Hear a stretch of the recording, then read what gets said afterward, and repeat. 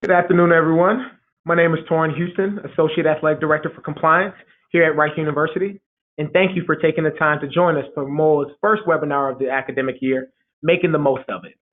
This year, MOAA's webinar focus will be on highlighting professionals in different areas of college athletics, allowing them to share their knowledge that will benefit all who work in our industry. Before we get started, there are a few housekeeping items that I would like to make you aware of. If you haven't already done so, be sure to renew your MOAA membership and encourage your colleagues to do so as well. Just a reminder that if you have not logged into the MOAA community, I encourage you to do so. The community is a primary location for many helpful resources, and to access the community, simply visit moa.nacta.com. If you have any questions regarding MOAA membership in general, please don't hesitate to contact either Julie Work or Precious Birdsong at the NACTA National Office at 440-892-4000. Now, for today's webinar, if you have any questions, please be sure to include them over the course of the webinar in the webinar control panel. There will be a brief question and answer session at the end of the webinar in order to address any questions that are asked. Now, today we're extremely fortunate to have not one, but two experts in the area of student-athlete development. To my immediate left, we have JP Abercrombie, Assistant AD for Student-Athlete Development here at Rice University. JP is responsible for the ideation and implementation of programming for 350 student-athletes over 16 varsity sports programs, which supports the personal, social, and professional development of our student-athletes here at Rice. On screen, we have Kelly Brooks, founder and managing partner of the Brooks Element, a comprehensive solution-based consulting firm based out of Atlanta, Georgia. Kelly has been involved in higher education and college athletics for over 25 years and has been instrumental in advising athletic departments in the areas of organizational structure, revenue generation, and student-athlete services. Kelly and JP, thank you so much for joining us today. Happy to be here. Great to be here. Great. Now, going into our first question, JP, the tagline of our session description talks about how it always been isn't how it always should be, focusing on how student athletes from previous years have changed to the student athletes that are now enrolling in college. Now, you have, great exposure to student athletes in the Power 5 setting, being at Mississippi State and at Cal, but then also here at Rice, and then working with the Wharton School of Business, focusing on student athlete development. And so you've had the opportunity to really assess student athletes in various different environments. Now, coming into a new environment, when you're entering into an athletic organization or you're a part of a program, how do you assess the needs of student-athlete development in that space without looking to come in and change what previously worked in the past? Well, I think part of it is just knowing the key stakeholders. So for me, understanding the situation at Rice University, knowing that our department had been vacant for about two plus years before I came on board, it was really important for me to take a stock of what was here already within athletics, but then what campus looked like. And in that time, the two and a half year gap, there are a lot of resources that changed on campus. So before I started to just bulldoze my way in and really make a name for myself, I needed to take a step back and see what my student athletes needed, what my coaches thought was important, but more importantly than those two groups, I think also understanding what my leadership wanted from me and what they expected of me. So my first 30, 60, even into 90 days here was spent doing a lot of listening sessions with our leadership team, both in athletics and then across campus in any way that I could, but then also with current student athletes, with former student athletes who are around, with our campus partners who are identified as key partners in the student athlete experience, but then also some who we didn't work with that we should have. So I think it was a matter of taking a stock of all of those resources, all of those stakeholders, and then figuring out the best ways to engage with them. That's great. No, that's awesome. And as you see on screen now, that hard work has culminated in now what we have as the Rice Owl SOAR Network here on campus. Now, JP, can you walk us through, with SOAR, what does that encompass and how does that impact our student athletes on a daily basis? Yeah, so I wanted to be very intentional about making up something that our students had to do, not just something that would come at them. So the name for the program, SOAR, being very intentional about making it an action verb, making it something that you do, but then also trying to pair it with things that owls could do, really embracing our athletic identity there. So like I said before, it was about understanding what our stakeholders said. And as I talked to our current student athletes, as I talked to our coaches, both head coaches and assistant coaches, coaches who had been here for a year, who had been here for 20 years, it was really important for me to find the synergy in what they wanted, but then also understand where our experience was lacking. So making sure that our Center for Career Development was a part of the conversation, our Door Institute for New Leaders, our Office of Multicultural Affairs, International Students and Scholars. I could kind of go on and on about the vast array of resources that we have here, but I think just understanding these student resources and the student experience helped us enhance the student athlete one.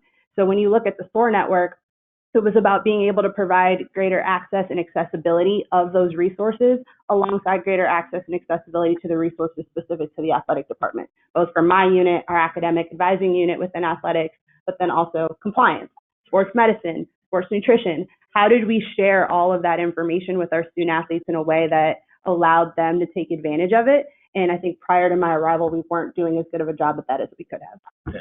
And so, in that, we actually kind of just had a recent discussion here as a staff where, with the use of the SOAR network, over the course of a year, we've now accounted for 600 individuals being a part of this program, and it has resulted in close to 5,000 connections between former student athletes, current student athletes, employers, internship opportunities, really allowing our students to have access to different areas that of interest that they previously were not accustomed to having. Yeah, and I think part of that is just being at an institution where we were primed for that. Again, acknowledging that the role was vacant for a while really gave me a good platform to come in and really have easier conversations with our coaches about why they needed this. I think many of our coaches wanted it. They had it before, they could see what it looked like without it. And so they were just waiting for somebody to help guide and lead this area. So again, kind of taking my marching orders from our leadership, Dr. Joe Carlgard, Stacey Mosley,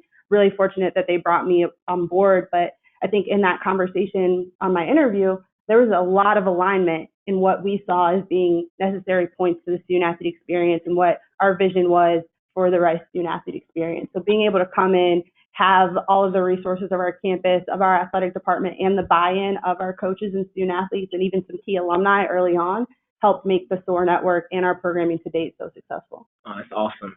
That's awesome. Now, Kelly, kicking it over to you, when we're thinking about these conversations that leadership is having, your role with the Brooks element, being able to advise from a consulting perspective is a great way for you to be able to look at it from a 30,000-foot level and be able to advise coaches as well as key industry decision makers that, hey, this is the best for your department. And looking back on your experience, why wouldn't they listen to you? Previously served as a commissioner with a Division I college conference, previously a coach in the Division I space, and then also having served as a coordinator for student athlete development at Xavier University. Am I correct in that? Yes. And so, in thinking about that from your perspective, you're able to come in and assist them when making those decisions. From your external perspective, when you're advising athletic departments, how are you prioritizing the area of student athlete development when you're able to see different areas of need, whether it be compliance, whether it be marketing, that exposure? So how are you ensuring that still remains a key component that they are factoring in to the department when they have other responsibilities or other obligations to take care of as well? Tori, I think what makes it unique is, yes, I had a chance to serve in the role as a director of student athlete development at Xavier University in Cincinnati, but outside of that, I've been in many roles within the athletic department and outside of the athletic department. So I have the ability to look at it through the lens of other areas within the department and not just the lens of being a student athlete development administrator. Dr. Lacey Carmen Johnson shared with us at the Student Athlete Development Innovation Summit, the person that has the data makes the decision. And when you really think about that, what does that mean? Well, it means that data is extremely important. So when having conversations with athletic departments about how you prioritizing your student athlete development, especially when it's a time of change or restructure, then what data are you using? Because many times data is being provided from other departments or other areas within the athletic department, but traditionally maybe not so much within the student athlete development area. So I always challenge individuals that I'm speaking with in the leadership area is what data do you have about your student athlete development area? And then what data are you being provided by individuals, specifically your student athlete development administrators? So I challenge student athlete development administrators, what data are you providing to your leadership to demonstrate what you're accomplishing within your department? And those areas go, in my means, hand in hand. Another area that I discuss when speaking with individuals about student athlete development inside and outside of athletics departments is what are you doing within student athlete development that help you accomplish your goals within the athletic departments, specifically with your strategic plan. Student athlete development administrators, have you reviewed your strategic plans within your athletic department? Most of the time when you look at a strategic plan that's been put together by your leadership, it talks about retaining your student athletes. It talks about developing your student athletes. It talks about being holistic. It talks about graduation. So you'll be surprised as to if you overlap the things that you're doing within your student athlete development department with the strategic plan of your athletic department, how much there is in common.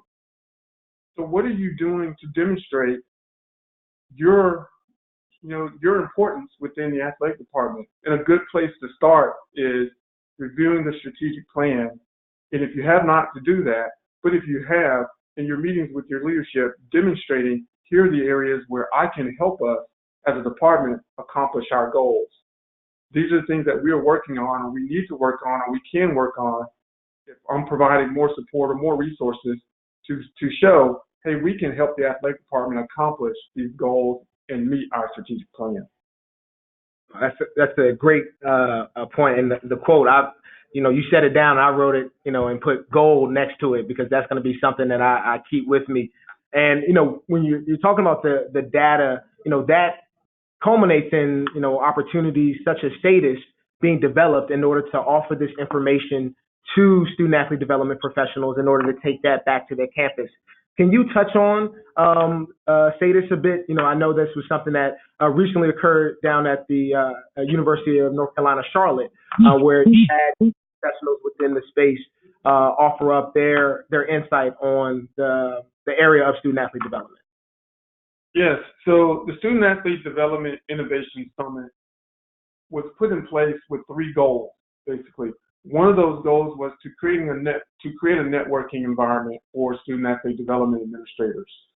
When the NCAA did the Champs Life Skills Symposium back in the day, many people probably remember that. If you're new to student athlete development, you'll want to look that up. I attended it as an administrator at Xavier in Cincinnati, and it created a network for me of student athlete development administrators that I was able to lean on. So that's one of the things that I want to accomplish with the status event was to work on helping to create that network amongst student athlete development administrators where they had their own individual event that it was totally about them. The second goal was to provide programming that dove deeper than what's being provided in some other areas. So I wanted to turn the student athlete development administrators into true practitioners, to dive deep into programming and to learn. And we talked about many theories when usually those theories are held over in the academic area. But we brought those out into how you can use these theories to work on building out your programming. And so the Student Athlete Development Innovation Summit, the programming was led by Lamar Pottinger from Texas Tech University, and he brought in a group of individuals on his team that did a great job at putting together the programming. And then lastly, I wanted to offer individuals an opportunity to scout speakers. So if you attended the event, you were able to see 20 different speakers speak on many of the hot topics that we're dealing with in the student athlete development area now. And so I'm an old basketball coach, right? So I think about going to AAU events, football coaches going to 7-on-7 events, and they supplement going to those events instead of going to 15 high schools. I can see 15, 20 dimes all under the same roof. So that's what I wanted to put into place to offer the student athlete dev administrators an opportunity to see speakers that they could consider bringing onto their campus and scout those speakers and get to know those speakers and spend time with those speakers over a weekend to see if those people fit in with the programming that they want to do within their athletic department. So I used it as a Shark Tank session where the speakers were the people that were pitching and the student athlete dev administrators were the sharks, and they had a chance to decide whether I'm going to invest in bringing this person into my program. That's amazing. Being able to create that platform for those administrators who who have such valuable information to offer, and now you get them all the room, and there's this opportunity to not necessarily feel like, okay, I have to keep everything to myself because I'm afraid that they're going to take this and run with it, and now I'm not going to have anything genuine to me. Where the great thing about the innovation comes about sharing, and when you end up sharing, you end up allowing each other to kind of expose and be vulnerable with your ideas. It allows for growth for each and every individual. No, that's absolutely amazing. Now, JP, going back to you, Kelly talked about, the person who has the data makes the decision. So when we're thinking about showing value to your coaches and to your administrators, outside of data, what are some other ways that you're showing your value about programming to your coaches, to the administrators, as well as your student athletes? I mean, I think there are a few different ways I can look at this. I think I'm fortunate here to be a member of our senior leadership team. So in terms of having a seat at the table, making sure that student athlete development is always a part of the conversation, and that our student athlete interests, their experience, their well-being is a part of our everyday conversation. I think that's something that it would be remiss of me not to acknowledge that I'm fortunate in that area. And I understand a lot of student athlete development professionals might not be. So I would challenge them to think about how they empower or just equip their supervisors to be able to have those conversations on their behalf. What information are you giving them? How are you educating others on how to speak about your department? Kelly, I think about you talking about your sporting career, particularly as a coach, and what that looks like from an athletic standpoint of how you would prep for a game day. Well, how you prep for a game day, that's the same experience that we're going to give you for a career fair. So it's not that I'm just going to send you out into Career Expo and hope that you do well. Good luck there, little Timmy.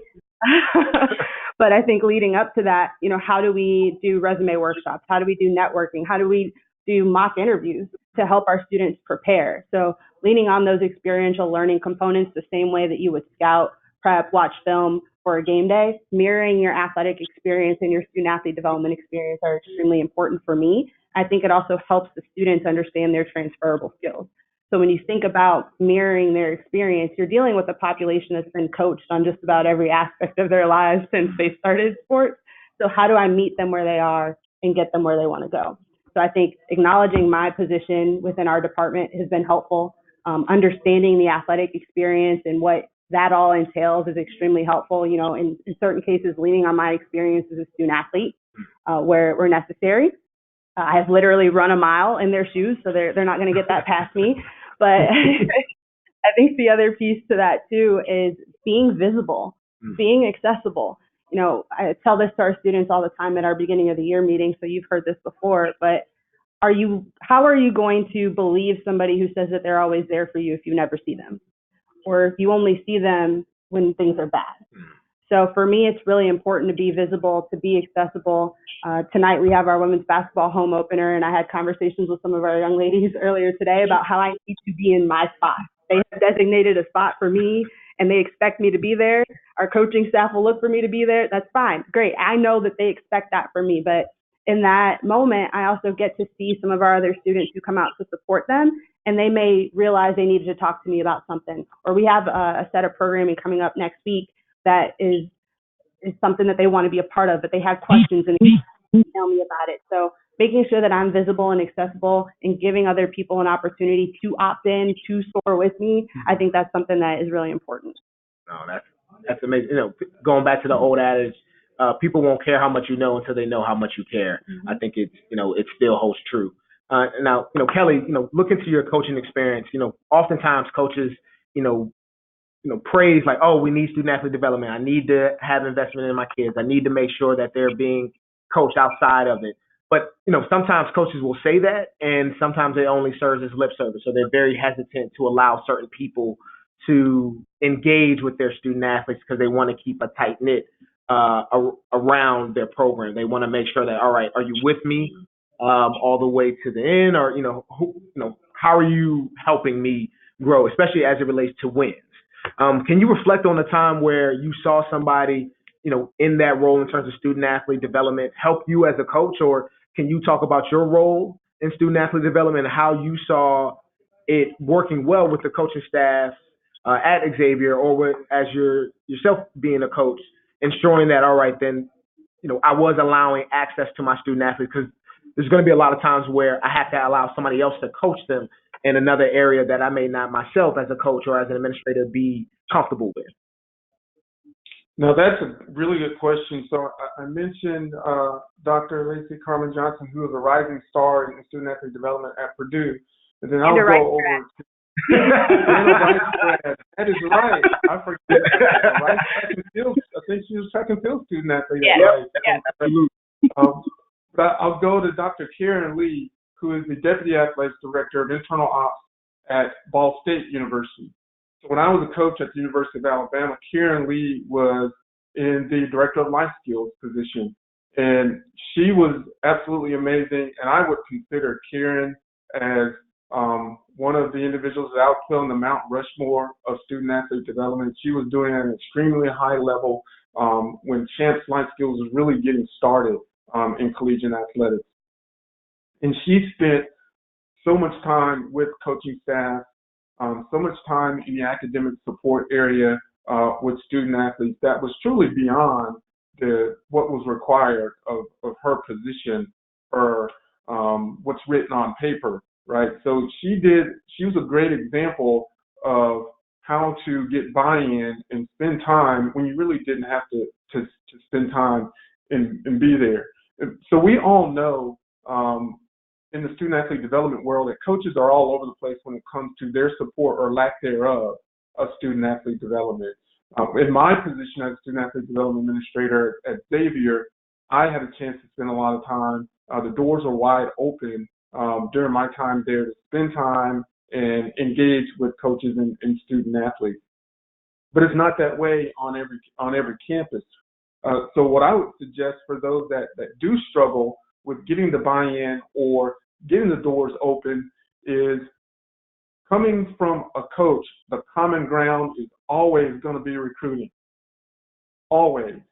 So if you can find a common ground with a coach on demonstrating how you're going to help them with recruiting, how you're going to help them with the communication with parents, how you're going to help them with in-home providing content for in-home visits when they go to the homes of the student athletes. How are you going to help them when the PSA, the prospect, comes on the campus for their official or unofficial visits? That's your starting point. If you are struggling with getting buy-in, with struggling with getting your coaches to get your student athletes to go to your programs and things like that, starting point I would suggest is recruiting. How can you help that coach in recruiting? Sitting down with that coach and offering them an opportunity to share content that you have, or you create content for them when it comes to their recruiting battles. And I think that will start the conversation between you and the coaching staff that you may be struggling with getting buy-in from. That's a great point. I think, at the end of the day, being in compliance, the first boss I ever had told me, at the end of the day, if you can keep coaches happy with recruiting and happy with coaching, that'll guarantee you some job security in the future. And so when you think about that, before you can really help develop them while they're here on campus, you first have to get them in. And that goes towards selling the value of your area to the coaches as well as to the student athletes who are coming in order to ensure that they're getting more than just minutes or time on the court or on the field, that they're really getting exposure to things that's going to help them move forward. Now, Kelly, I'm actually going to kind of detour a bit. So it was a conversation that we had before having this session where we talked about student athlete development needs to be looked at from a quantitative standpoint and not just a qualitative standpoint. And you were referring to some extent the academic revenue distribution that's set to hit at the end of this academic year. Do you mind kind of talking about that a little bit and what you meant from moving that needle from just the quality of the program into to really the data-driven point and how that impacts the bottom line of your department? Yes, like individuals outside of student athlete development still in many ways view it as feel good time, get to know student athlete time. And much of that is true, right? But we've discussed, what data means. So transposing that to the academic revenue distribution, if those of you are not aware, for the first time, the NCAA is about to start distributing academic performance money. So an institution can use as a revenue resource the NCAA's academic unit, and this is basically off of your institution as a whole meeting certain academic metrics, which include APR, the federal graduation rate, and the NCAA's graduation success rate. These are numbers. These are metrics. This is where, in my opinion, the quantitative area starts to creep in even more into the student athlete development department within athletics. When we talk about APR in the compliance world, I spent many years in the regulatory world, and I still live in that world. When we talk about APR, it's heavily weighted in the retention discussion. How are you retaining your student athletes? Universities are struggling and trying to figure out the equation on how to retain their students generally within their student body. So how are you retaining your student athletes? If you're not doing a good job, you're going to struggle with meeting those academic metrics to meet them high enough to get these academic funds from the NCAA. These funds, when we begin to be distributed next May, they will start with $50,000. Each institution will get $50,000 that meets these numbers. But the numbers quickly grow to being $500,000 that you can get for your institution if you're meeting these academic numbers. How that relates to student athlete development, more and more individuals in JP's position are the individuals that are the founding board, the venting board, everything that comes along with getting to know a student athlete. Student athletes are coming to them to ask questions about career, ask questions about class, ask questions about how they're managing their time, ask questions about whether they should transfer. People don't want to hear that transfer discussion. It's a scary discussion these days. But transferring plays a huge part in the retention numbers of your student athlete, especially when it comes to the federal graduation rate. The federal graduation rate metric is done this way. When a student transfers from that institution, in the Fed grad rate number, it just looks the same as someone dropping out. So JP may transfer to another institution from Rice as a student athlete to Mississippi State as a student athlete and continue on and graduate. But per that federal graduation rate number, she dropped out of Rice University. So those are things that are coming into play now that student athlete development administrators can play a huge role in how well you're retaining your student athletes. How much are your student athletes enjoying being at your institution when things are not going well in the classroom, they're not going well in the field of play? JP has the pulse in that area. When it comes to every team, she's going to know more than likely who's struggling, who's not struggling. Another part of this is, and Torian, you know this, as a compliance administrator, many times you're trying to seek points when it comes to APR. We need to get these points back after student athlete transfers. And they may have transferred for a very valid reason, something that's going on in their hometown that they need to get back to. But how do you do that? Well, you do that through an NCAA waiver process, which requires documentation. But once a student athlete leaves, how hard is it to get that documentation? Can you get that documentation before they leave your campus? Working through your student athlete development administrator when there's something going on and the student athlete is about to leave, on getting that documentation before they leave, or even tapping into getting that documentation once they leave, working through that student athlete development administrator because there's someone that knows them outside of how good they played their sport. I want to piggyback off that because I appreciate the love and attention for student athlete development, but it would also be remiss of me to not show that same love for sports medicine or your academic staff. And so I think it's really important to get those groups together. You know, one of the things we do here is CAT for our crisis assessment team. And I think just being able to have sports medicine, academics, student athlete development, and then other administrators as you see fit on your campus coming together to get the pulse of the situation, to have those conversations and then even plan for that. Because as we've acknowledged earlier, I oversee the student athlete development efforts for 350 people. I can't be everything to everyone, nor do I want to be. But for me, it's about how do we create that culture of care? How do I empower and equip other people to serve as that resource as well, to have that documentation, to ensure that our students are having a quality experience, but then also that we can document what we're doing both from a qualitative and a quantitative standpoint. So I think if you don't survey your student athletes, do that. And then if you have questions about their experience and the things that they feel make their experience satisfactory, ensure that those questions are included.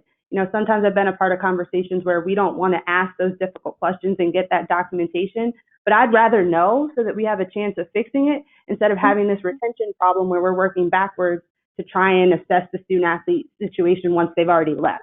That, as you've already indicated, will hurt us financially, but it's not a good look from a recruiting standpoint either if you have retention concerns. So I think being willing to engage in dialogue, both with your student athletes and with others around the department, is extremely important. I'll share this, Tori. You know, every other department within the athletics department has metrics and have data that they have to demonstrate or measures that they have to meet. Development needs to reach a certain amount of fundraising number. Academic support, they need to be able to demonstrate their eligibility numbers. Everyone else has data that they are able to use to demonstrate their worth. We need to start doing that in the student athlete development area, as JP mentioned. So take a strong look at your surveys and don't just necessarily look at them as we have to do this, let's check this box. Use your surveys to really get some intentional information that you're able to use for your department. No, that's great. It's interesting. So in the chat, the question talked about how do you measure student athlete development success? And I think you both acknowledged it in terms of, you know, measuring it in the data, in terms of not just the graduation rates, but, you know, when you're thinking about jobs, when you're thinking about, you know, touch points, really doing the survey, pulling that information and compiling it, and to the point where it's not just data, but usable data. You want to be able to implement it in places where you're saying that, all right, we have the information. Now, with this information, how are we going to either restructure, continue, or even just further implement things that can only add to some of the success that we're continuing to have? These are all great. And I'll share this as well. We could probably have a whole hour worth of a webinar to talk about how to measure your student athlete department success to touch on that question. And I'm sure JP has many methods, and that's a great question that people can reach out to their student athlete development network. But people measure attendance.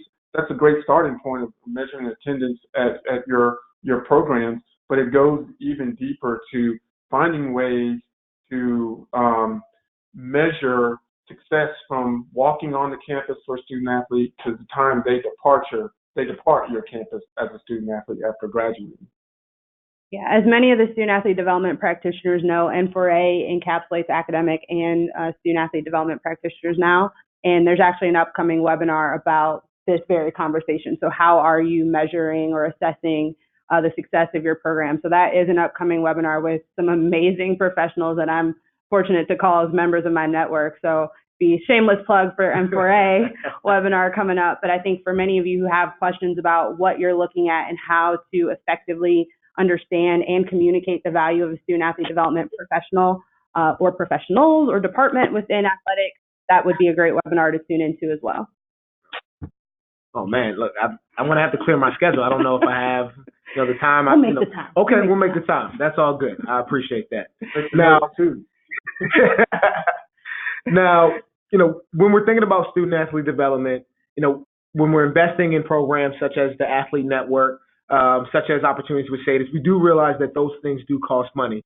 And sometimes you have the situation where people are trying to get over that mentality of, well, I don't have it, so I have to do a lot with a little, or I can only, I have to make things stretch out. Can you both kind of, speak on, how do you, it's more so for you, JP, but even I think Kelly, you can talk about it. How do you ensure that that type of mentality, that lack of resources, or I came from a place where we had several members of staff, and now I'm just by myself. How do you prevent that type of hurdle from derailing the success that you can have on your respective campus? Well, the funny piece is from the institutions that you mentioned, when I was there, it was actually a 1 or a 1.5 person team. So that's all I've known. The grass isn't always greener in the Power Five. No, I'm very thankful for the experiences that I've had, but I've always been in an environment where I had to build up the worth or build up the critical mass of employees that knew what was going on around student athlete development. So I think a lot of it is your own perspective. You've heard this. Our leadership team here, our staff here knows that I'm striving to be great every day. So part of that is the mindset. I can't come into this and expect the excellence that I want to see in my students from them if I don't give them something positive. So if all I do is sit around talking about what we don't have and what we can't do and why we can't, be prosperous, that's a problem. So I think for me, one of the important pieces is to take stock in what we do have. Mm-hmm. I mentioned that stakeholder engagement from the beginning, but part of what makes Rice Athletics special is Rice University. So what does Rice University have that maybe many other institutions across this country don't? What can I tap into on campus? And then beyond that, what can I tap into in Houston, being one of the largest cities in America, to help bolster my student athlete experience? And I think when I start taking stock of that, I'll start to realize just what I do have and what I can bring into and integrate into the student athlete experience. I would say don't forget to look outside of your athletic department. And I know that many student athlete development departments use, the career department, career transition departments on campus to work on resumes and networking events and things of that nature. And we should continue to do that. But I want everyone to step back and think of it even more globally. Students on campus are dealing with the same issues that student athletes largely are dealing with within your athletic department. So as a whole, the general student body population, they're dealing with many of the same hot topics that we're dealing with. So if you're an institution that doesn't have a lot of resources to devote towards specifically student athlete development, make sure you know what's going on campus that you can partner with and direct your student athletes to support other programs on campus, but also let those other areas on campus, such as student affairs, know what you're doing within your athletic department. Sit down, game plan with them, like JP mentioned, come up with a game plan as to how you can both help each other with programming throughout the academic year and pool resources. You may be able to get monies from student affairs to bring in speakers or to bring in programming within your athletic department. You may be able to share some resources with student affairs to help you guys have a bigger pot of money or whatever to bring in programming on your campus. So just step back and look at it all globally and understand, hey, outside of athletics, they're dealing with some of the same issues of diversity and inclusion and sexual harassment and Me Too, a lot of the same hot topics that we're dealing with in the athletic department. Another thing that I would share is I ask people, have you collaborated or are you collaborating with your development arm of your athletic department? Have you just at least had a conversation? The development department, they're always looking for content. They're trying to, there's someone out there that they've been talking to for a long time, and they've either held on making the ask for the money to support the entire athletic department, or they made the ask and that person just has not come through yet. They need new content. They want to be able to show the successes that are going on in your athletic department. And many times, content having to do with the successes of your athletes specifically, is just what the alums are needing to be aware of. There may be programs within your athletic department that you're doing that will really tug on the heart of an alum or prick their heart to really be passionate about that they just have not been passionate about a new scoreboard, or they just have not been passionate about a new box seating area for big wigs within athletics. I'm not sure what different people give different money for based on their heart, but they may be heavily passionate about the career transition area of what's going on within your athletic department in your student athlete development area. So if you have not had a conversation with your development arm to be able to provide them content, which could in turn turn into individuals that they are speaking to be willing to write checks for programming within your area, go ahead and do so. I'll add this, Providence College, you can make a note and reach out to Jennifer Cunningham within their staff at Providence College. They're basically one and the same and incorporated their athletic arm with their student athlete development and student athlete support area. So maybe giving them a call and asking how they're doing it. You may not have the ability to do what they do, but you may get some golden nuggets on some things that they're doing that can help you out. Yeah, I want to piggyback off some of the things you said, because we talked about that early buy-in and the success we've had here. And part of that came from campus collaboration, or from understanding what our donors did want to have. I think you can only support a facility project for so long. While important, sometimes people have other interests. And our Life After Rice program has allowed us a way to reach our men of color in a different way. I know Lead One did a feature on that. We're looking at doing something for our international students. It also gives us a chance to collaborate with the Office of International Students and Scholars. But the funding for those opportunities is on campus. Athletics isn't paying for that. What we're doing is just providing another avenue for our student athletes to get the same type of support, personal and professional growth opportunities that the general student population is receiving. But it took that vision, it took that willingness to step outside athletics to make sure that vision could come to fruition. So I think it's really important to understand what resources, what departments, what is going on campus, and collaborate with your administrators across campus, because sometimes they can tell you what they see on campus that athletics should be thinking about, or what we should be concerned about. So it's a two-way street there. It's not just giving of information or of resources from the athletic department, but I think understanding our relationship with SJP, with mental health counseling from our Wellbeing and Counseling Center, not just the Center for Career Development, helps us understand what our students are facing both on campus and in Houston globally. So I think having those collaborations and having that collaborative relationship is extremely important.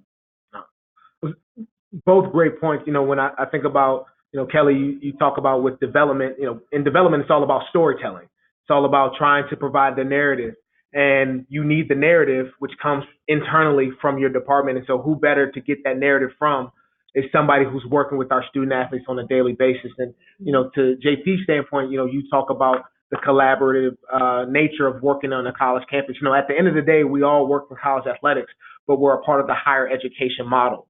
And so when we think about, what that adds to the university's overall mission in terms of providing young people opportunities to excel academically in this setting, having support within college athletics, which allows them to see things differently, only promotes the university across all facets. And I think these are all great points. Now, sticking with hot topics, but one that's specific to student athletes, name, image, and likeness. So it's out there in the media. It's something that we've, opened Pandora's box, and I don't think we're in a position in order to close it without doing more damage than the actual benefit. And so we had the conversation beforehand, and we've talked about name, image, and likeness in the aspect of how it will affect compliance. We've talked about it in terms of the economic impact, in terms of student athletes being able to benefit financially from their own likeness and what they bring to the table. But then we talked about student athlete development, and it was something that I never considered before, I'll be honest, in terms of that impact on student athlete development and how the student athlete development individual, that space will be the safe space where kids can essentially test things out or be able to say things without necessarily judgment. Can you both talk a little bit about that? I'll let Kelly go, and then JP, I'll turn it over to you.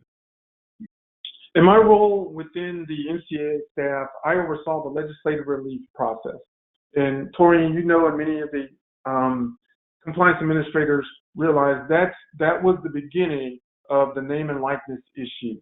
About 9 years ago, 7 or 8 years ago, the whole name and likeness, student athletes wanting to do more things that was available to regular students in branding and products started bubbling up, and that started coming through the waiver process and decisions being made through the waiver process, which has continued to the conversation today. That name and likeness issue, we are a long ways away from this thing settling and the dust being settled, and we have a really good foundation of understanding of how this affects things. But what we do know is that student athletes will start asking questions. They will start asking questions about how this affects them, when they can do things, how they do things, and where they do things when it comes to this name and likeness and being more informed. My hypothesis is many of those questions will start with the student athlete development administrators on our campus. Just as you mentioned, student athletes see that as a safe space. Because when they go to the compliance office, it becomes real at that point. It becomes on record.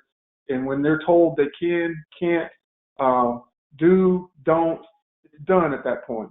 But coming to the student athlete development administrators and having a conversation about someone that has approached them, an organization that has approached them above the table, nothing illegal, what they can do, what they can't do, what do you think, is it worth my time? Those conversations are going to start, in my opinion, in the student athlete development administrator's office. So I think it's very important for us in the student athlete development community to start getting an understanding of what this name and likeness issue means, similar to the transfer, and not just leave it to the compliance people to understand what this means. We should have a good understanding. We don't have to know all the rules. The rules change all the time, and that's someone else's job on campus to know all the rules, right? That's for you, Toria.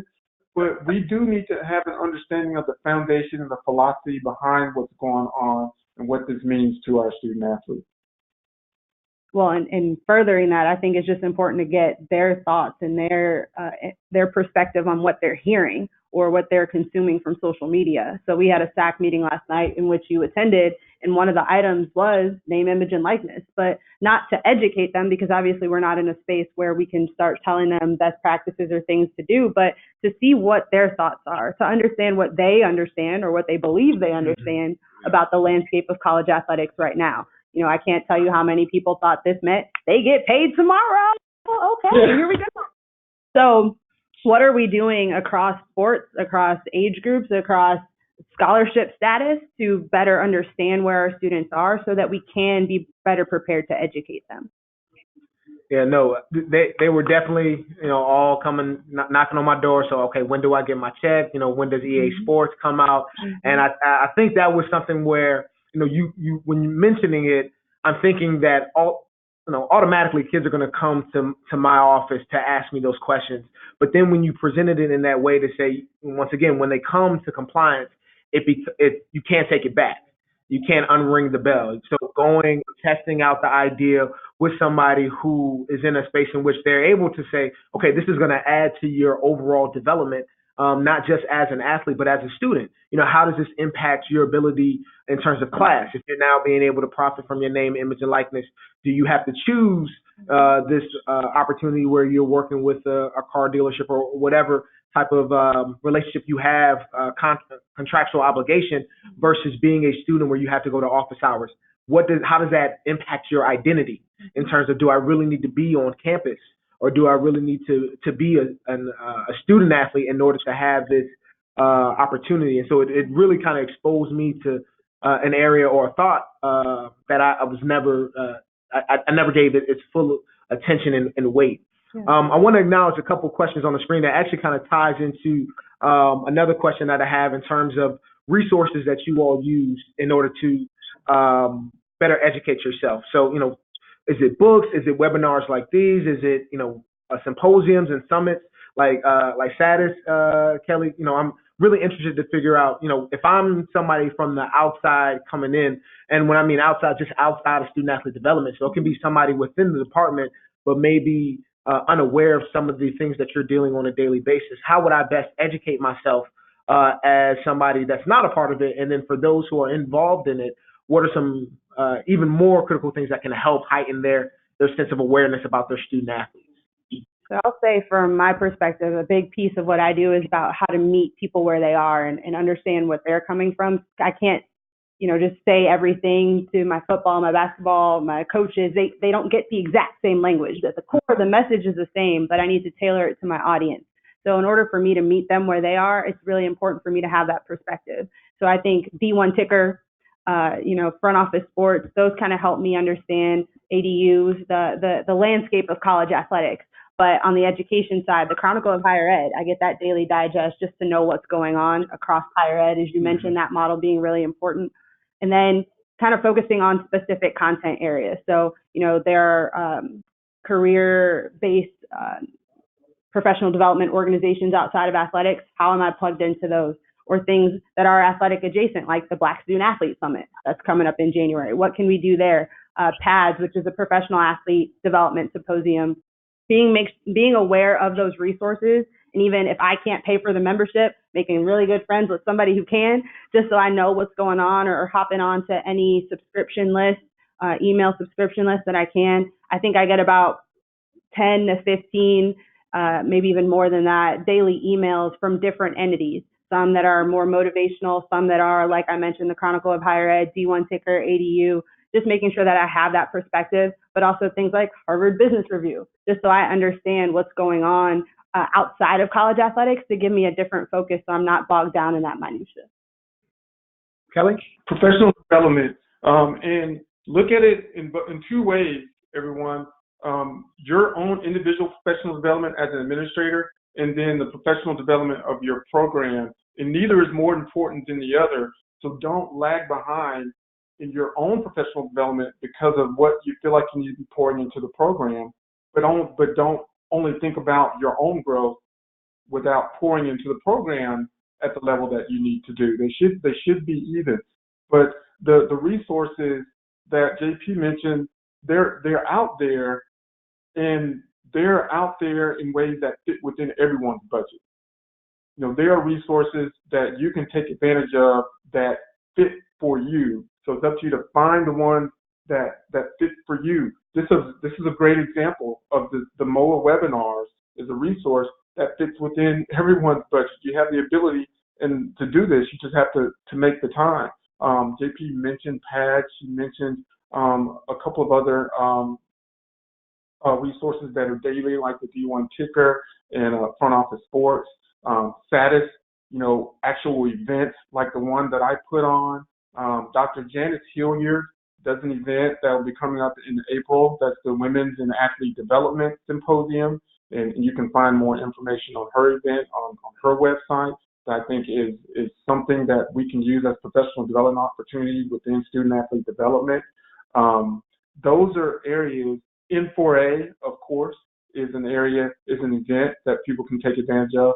But I feel like it's important to find what fits for you and your own development individually in the development of your athletic department and what fits within budget, because everything doesn't cost.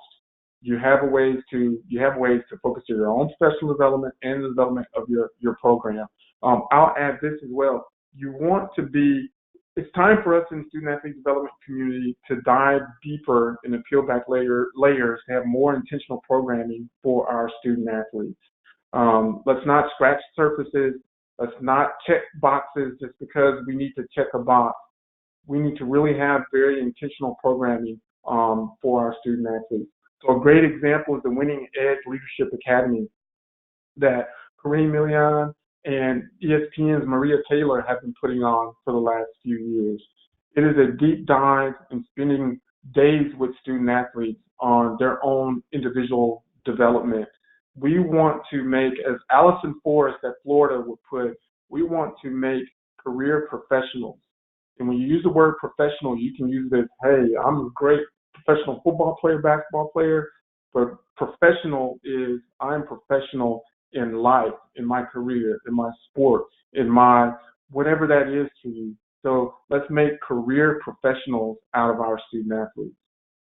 Just one more thing to add on that resources front. I think tap into your benefits that you get on campus.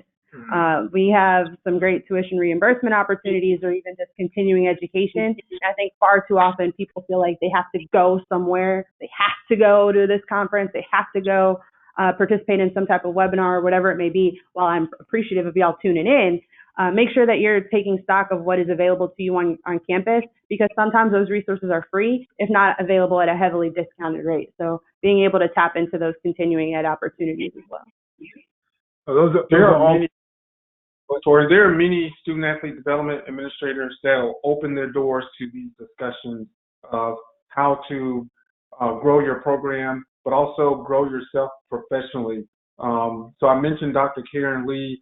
You know, she started out in student athlete development, and now she's the deputy AD of internal ops. And there are many student athlete development administrators that have those aspirations to go on to be leaders in athletic departments, oversee areas, and become athletic directors. You have the ability to do that. Give her a call and just say Kelly sent you. Give individuals that started out in student athlete development and that have reached heights that you're interested in reaching, give them a call. They'll tell you their path, and they'll share with you what worked for them and what didn't work for them.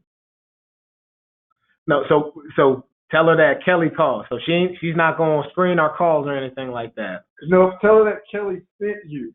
Okay, all right. About my career. Okay, all right. I just want to make sure I got the language down pat when I reach out. And also just to answer another question that came in the chat in terms of examples of surveys. I know for one is another resource, Athlete Viewpoint, that we use here on our campus in order to gauge and ask pointed questions. So it's something where we're not, to Kelly's point, in terms of just scratching the surface when we're trying to get that data. We're really diving into our student athletes' overall, mental well-being, their emotional wellness, all those things that we don't necessarily gauge in terms of, all right, it doesn't show up in a stat sheet. Yeah, somebody may have had a great game, but they may be struggling as it relates to, what with their student athlete identity, or if they're only being seen as an athlete versus being seen as a student as well. So I know that's an example of a survey or resource that you can use that we use here that has helped. Is there any others out there in terms of surveys? I think knowing what surveys are already being asked of your student population is extremely important, because if you start asking duplicate questions or triplicate questions that your campus administration is already asking, the likelihood that your student athletes want to continue getting asked and giving you honest feedback just goes down significantly. So if there's a way for you to partner with a unit on campus and tap into what they're already doing and then get that subset of data too, or even better yet, have somebody who's more experienced in that area analyze the data for you and give you the report, great. Partner, collaborate, make sure that you're not duplicating those efforts, because that's something that I think I've heard from a lot of student athletes across the country. Why do we have to answer this survey? I already told so-and-so unit over there the same thing. So making sure that you understand what's already being asked of them.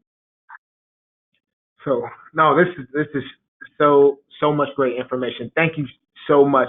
So it looks like we're right at our time. So unfortunately, if you had a question that you wanted to ask, we won't be able to get to it now, but feel free to email myself. My email is thouston@rice.edu. And I will make sure that I send those questions along to JP and Kelly in order to get responses back to you in a timely fashion. On behalf of MOAA and its leadership, thank you, JP and Kelly, for taking time with us today to share your expertise in this area. This is such valuable information and a conversation that's long overdue in the space of student athlete development, in my opinion.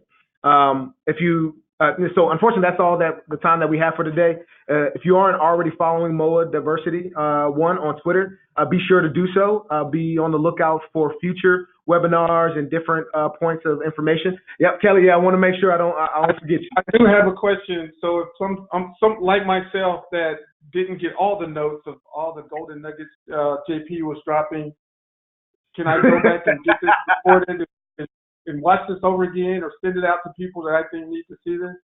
Yeah, no, absolutely. So once this recording is done, we'll be sure to send it out through the MOAA community.